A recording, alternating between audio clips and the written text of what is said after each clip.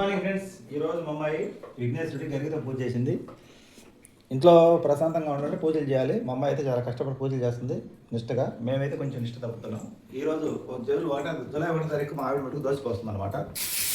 దోశ అంటే ఇంతవరకు టిఫిన్ ఇంట్లో చేయలేదు. ఇంట్లో మొట్టమొదటిసారిగా టిఫిన్ చేస్తుంది కాబట్టి నాకు ఆశ్చర్యాన్ని ఒక రకంగా ఆనందాన్ని కూడా కలిగించింది. ఇక్కడ నుంచి నేను టిఫిన్ అంటే టౌన్లో 1.5 కిలోమీటర్ పోవాలి. ఎక్కడ పోవాలన్నా 1.5 కిలోమీటర్ పోవాలి. 2-3 అప్ అండ్ డౌన్ 3. కొంచెం మనం ఇంకా దూరం పోవాలంటే 7 కిలోమీటర్లు ఉందండి. 3.5 7 అయింది. ఇప్పుడు నేనైతే ఉల్లిపాయలు వస్తాను అనుకుని ఉల్లిపాయలు అయితే పోయటం జరుగుతుంది అనమాట. ఇంట్లో ఇదే వంటగదిలో ప్రశాంతంగా ఉంటుంది. అందరం కలిసి ఒకేసారి ఉండొచ్చు.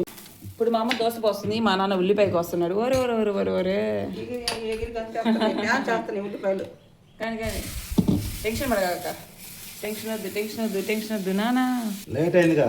అడిచేసి పొద్దునే కాఫీ టీ ఇవ్వలేదు. నువ్వేమన్నా నన్ను నిద్రపోనీయకుండా టీ ఇస్తున్నారన్నా, అందుకే నువ్వు లేసి పొద్దునే నాకు నిన్న ఏమన్నావు? వీళ్ళు ప్రశాంతంగా నన్ను ఎట్టనా చాకు పట్టుకుండేది, ఇక్కడ పట్టుకుండేది ఎవరన్నా. ఎట్టొకటి చేయనిరుగా కానీ ఇదనమాట. ఉల్లిపాయలు కోసే విధానం చూడండి. అది తీసేయాలి. ఉల్లిపాయలు అయితే నేనే కోసుకున్నా. ఒక దోశ అయితే పోసుకున్నాను. చూడండి ఎలా పోసుకున్నాను. మా ఆవిడ 1 తారీఖు జూలై 1 తారీఖు ఇంట్లో దోశ పోసింది. చాలా సంతోషం. ఈ మధ్య దాదాపు బయట తిని పట్టుపడిపోయింది అనమాట. ఉల్లిపాయ చట్నీ, పప్పు చట్నీ సూపర్ టేస్ట్.